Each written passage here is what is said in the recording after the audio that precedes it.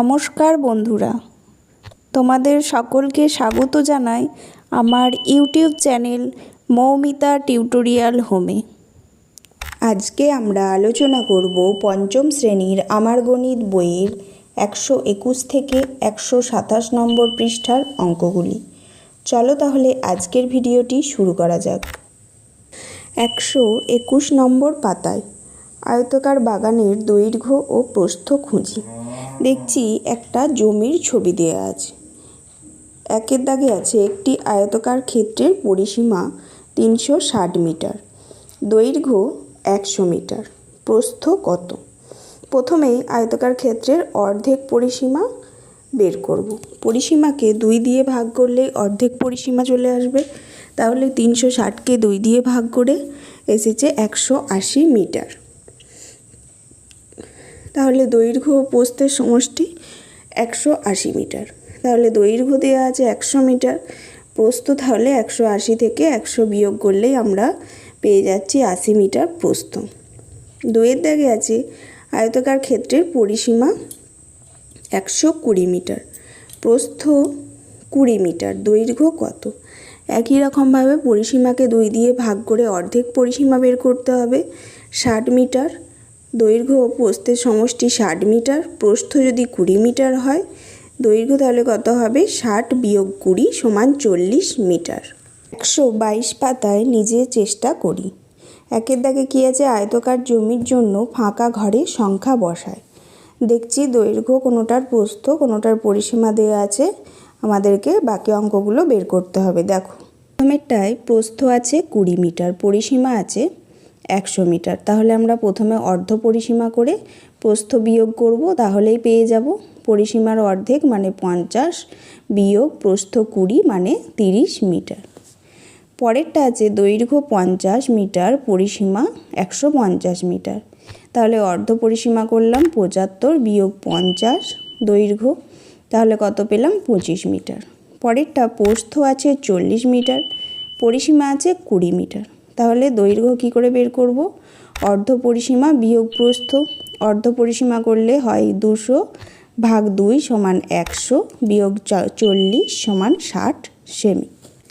পরেরটা দেয়া আছে দৈর্ঘ্য 100 সেমি, পরিসীমা 300 সেমি, প্রস্থ বের করতে বলেছে। তাহলে পরিসীমা ভাগ 2 বিয়োগ দৈর্ঘ্য, তাহলে পরিসীমা ভাগ 2 করলে হয় 150 বিয়োগ 100 সমান কত হলো? 50 সেমি। 2-এরটা আছে একটি বর্গাকার ফুলের বাগানের প্রত্যেক ধারের দৈর্ঘ্য 10 মিটার। যদি বাগানটির প্রত্যেক ধারের দৈর্ঘ্য 2 মিটার করে বাড়ানো হয়, তবে নতুন বাগানটির পরিসীমা আগের তুলনায় কত বেশি হবে? দেখো বলেছে বর্গাকার বাগানের দৈর্ঘ্য 100 মিটার, পরিসীমা, তাহলে পরিসীমা কত? 4 গুণ বাহু, পরিসীমা সূত্র 4 গুণ বাহুর দৈর্ঘ্য। তাহলে কি করেছি? 4 গুণ 10 সমান 40 মিটার। এবার বলেছে প্রত্যেক ধারে 2 মিটার করে বাড়ালে, মানে 10 যোগ 2 সমান 12 মিটার। এরপর পরিসীমা কত হবে? 4 গুণ 12 সমান 48 মিটার। তাহলে কতটা বাড়লো নতুন বাগানটির দৈর্ঘ্য? পরিসীমা কতটা বাড়লো? তাহলে আগের পরিসীমা আর এখনের পরিসীমা বিয়োগ করলেই পেয়ে যাব। তাহলে 48 বিয়োগ 40 সমান 8 মিটার আগের তুলনায় বাড়লো।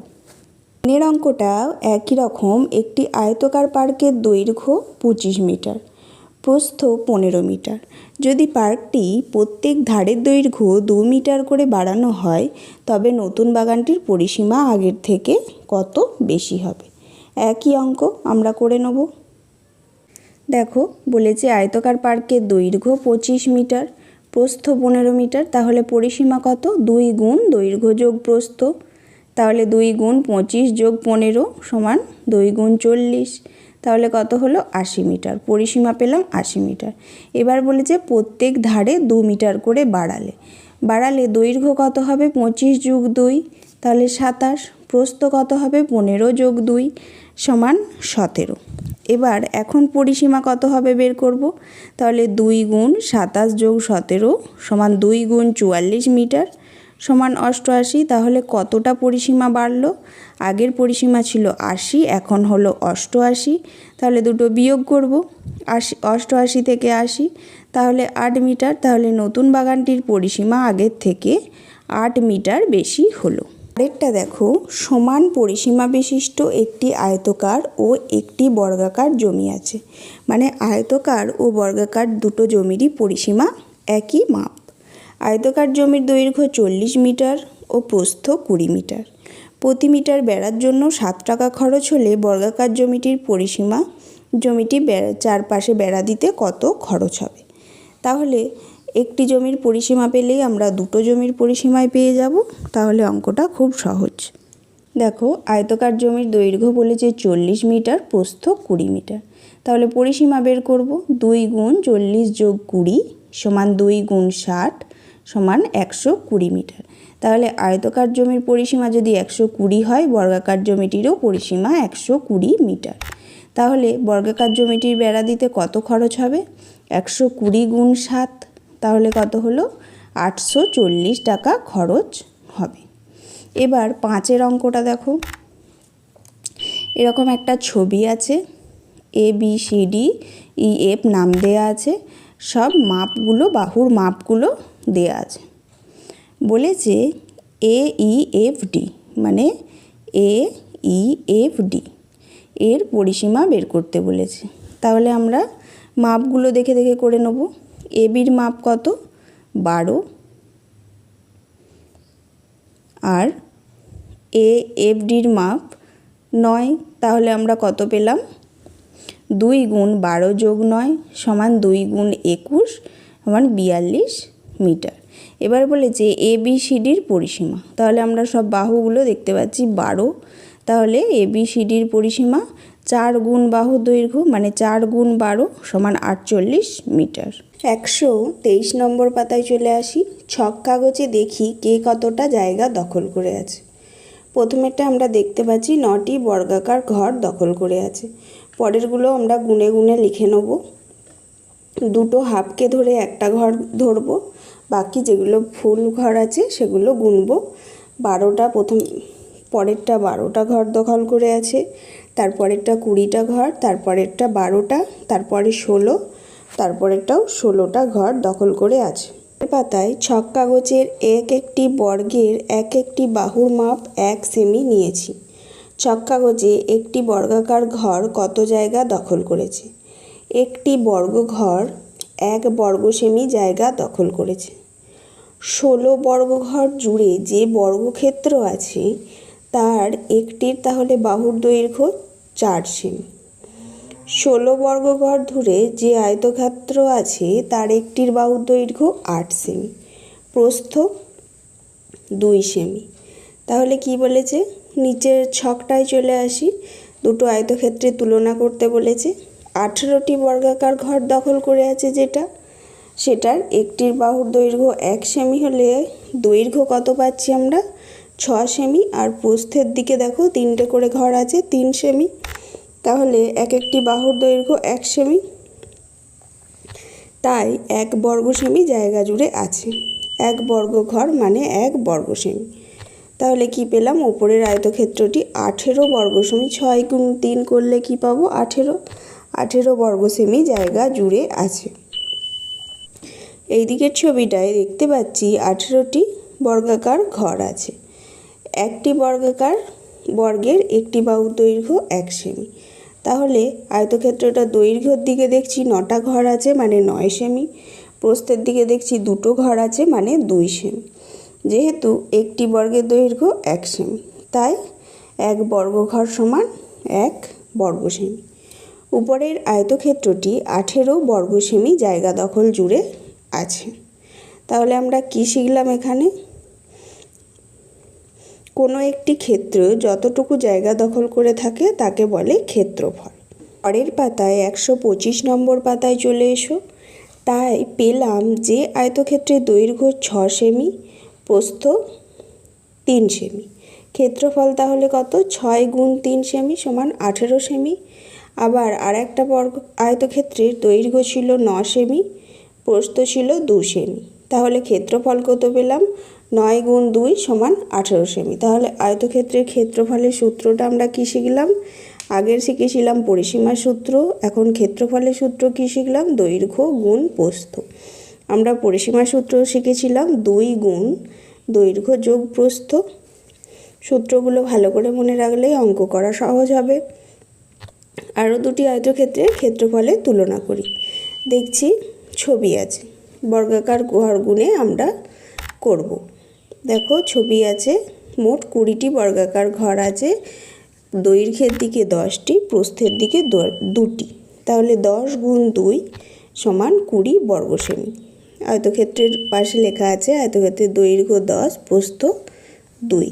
নিচে একটি ঘর আছে, দেখো একটি বর্গাকার ঘর, একটি আয়তকার ঘর, দৈর্ঘ্যের দিকে 5 সেমি, প্রস্থের দিকে 4 সেমি। তাহলে ক্ষেত্রফল কী করে বার করব? 5 গুণ 4 সমান 20 বর্গ সেমি। তাহলে ক্ষেত্রফল পেলাম 20 বর্গ সেমি। এবার কি সিদ্ধান্তে আসা গেল? দুটি আয়তক্ষেত্রের ক্ষেত্রফল সমান হলেও দুটিতেই দেখো ক্ষেত্রফল 20 সেমি করে এসেছে। তাহলে বলছে দুটি আয়তক্ষেত্রের ক্ষেত্রফল সমান হলেও দৈর্ঘ্য প্রস্থ সমান হয় না, দৈর্ঘ্য প্রস্থ আলাদা হয়। 126 নম্বর পাতায় চলে আসি। একের অঙ্কটা, আয়তকার খেলার মাঠের দৈর্ঘ্য 50 মিটার, প্রস্থ 30 মিটার। চারিদিকে পাঁচিল দিলে মোট তিরপল দিয়ে ঢাকতে হবে। তাহলে কতটা তিরপল লাগবে? পাঁচিল দেব মোট চারিপাশে, তাহলে কি বের করব? পরিসীমা। চারিদিকে পাঁচিল দিলে আমাদেরকে দেখতে হবে পরিসীমা কত। তাহলে পরিসীমার সূত্র কি? আয়তক্ষেত্রের 2 গুণ দৈর্ঘ্য যোগ প্রস্থ। তাহলে 2 গুণ দেখো 50 যোগ 30 সমান 2 গুণ 80 সমান 60। এবার কি বলেছে? ক্ষেত্রফল দেখে জানবো কতটা তিরপল লাগবে। 50 গুণ 30 সমান 1500 বর্গমিটার। 2-এর দাগে আছে দেখো আয়তকার ক্ষেত্রের ক্ষেত্রফল 120 মিটার, দৈর্ঘ্য 12 মিটার। তাহলে প্রস্থ কত? তাহলে যদি ক্ষেত্রফলের সূত্র হয় দৈর্ঘ্য গুণিত প্রস্থ, তাহলে প্রস্থটা উল্টো করলেই পাবো। তাহলে কি বলবো? ক্ষেত্রফল ভাগ দৈর্ঘ্য। তাহলে কি পাবো? 120 বর্গমিটার ভাগ 12 সমান 10 বর্গমিটার। তাহলে এখানে আমরা দৈর্ঘ্য প্রস্থেরও সূত্র পেয়ে গেলাম। প্রস্থ সমান ক্ষেত্রফল ভাগ দৈর্ঘ্য, দৈর্ঘ্য সমান ক্ষেত্রফল ভাগ প্রস্থ। এইভাবে আমরা নিচের ছকটা করেছি। দেখো প্রথমে আছে 50 মিটার দৈর্ঘ্য, 20 মিটার প্রস্থ। ক্ষেত্রফল বের করতে বলেছে, তাহলে দৈর্ঘ্য গুণ প্রস্থ মানে 50 গুণ 20 সমান 1000 বর্গমিটার। পরেরটায় প্রস্থ আছে 30 সেন্টিমিটার, ক্ষেত্রফল আছে 1200 বর্গ সেমি। দৈর্ঘ্য বের করতে বলেছে, তাহলে 1200 ভাগ 30 ক্ষেত্রফল ভাগ প্রস্থ সমান 40 সেমি। পরেরটায় দৈর্ঘ্য আছে 40 মিটার, প্রস্থ আছে 25 মিটার। তাহলে ক্ষেত্রফল কত? দৈর্ঘ্য গুণ প্রস্থ 40 গুণ 25 সমান 1000 বর্গমিটার। পরেরটা আছে দৈর্ঘ্য 60 মিটার, ক্ষেত্রফল 1260 বর্গমিটার। তাহলে প্রস্থ সমান কি? ক্ষেত্রফল ভাগ দৈর্ঘ্য 1260 ভাগ 60 সমান 21 মিটার। 127 পাতায় বর্গাকার মেঝে রং করি। রবিনের বাড়ির সামনের মেঝে বর্গাকার, লম্বা ও চওড়া দিক সমান। ফিতে দিয়ে মেপে জেনি দেখলো একধারে দৈর্ঘ্য 8 মিটার। কতটা রং লাগবে? প্রথম মেঝের ক্ষেত্রফল মাপব। আমি জেনেছি আয়তক্ষেত্রের ক্ষেত্রফল সমান কি? দৈর্ঘ্য গুণ প্রস্থ। আর বর্গক্ষেত্রের ক্ষেত্রফল কি? দৈর্ঘ্য গুণ দৈর্ঘ্য। তাহলে এটা বর্গাকার যেহেতু, তাই 8 গুণ 8 সমান 8 8 64। তাহলে 64 বর্গমিটার রং করা যায় এমন পরিমাণ রঙের দরকার। বর্গক্ষেত্রের ক্ষেত্রফলের দেখো সূত্রটা লেখা আছে বাহুর দৈর্ঘ্য গুণ বাহুর দৈর্ঘ্য। একের অঙ্কটা আছে বর্গাকার মাঠের একটি বাহুর দৈর্ঘ্য 21 মিটার। তাহলে ক্ষেত্রফল কত হবে? 21 গুণ 21, তাহলে 441 বর্গ সেমি। 2-এরটা আছে বর্গাকার জমির ক্ষেত্রফল দেয়া আছে 100 মিটার। বাহুর দৈর্ঘ্য কিভাবে বের করব? তাহলে 100কে প্রথমে মৌলিক উৎপাদকে বিশ্লেষণ করেছি। 2 গুণ 50, 50কে ভেঙে 2 গুণ 25, 25কে ভেঙে 5 গুণ 5। এবার তাহলে 100কে ভেঙে কি করেছে 2 গুণ 2 গুণ 5 গুণ 5। তাহলে আমরা কত পেলাম 10 গুণ 10। তাহলে 10 গুণ 10 মানে বাহুর দৈর্ঘ্য গুণ বাহুর দৈর্ঘ্য। তাহলে একটি বাহুর দৈর্ঘ্য কত পেলাম 10 মিটার। বর্গাকার জমির একটি বাহুর দৈর্ঘ্য 10 মিটার লম্বা। আজকের ভিডিওটি এখানেই শেষ হলো। যদি ভিডিওটি ভালো লেগে থাকে অবশ্যই চ্যানেলটিকে সাবস্ক্রাইব করুন এবং এই ধরনের আরও ভিডিও পেতে কমেন্ট করুন।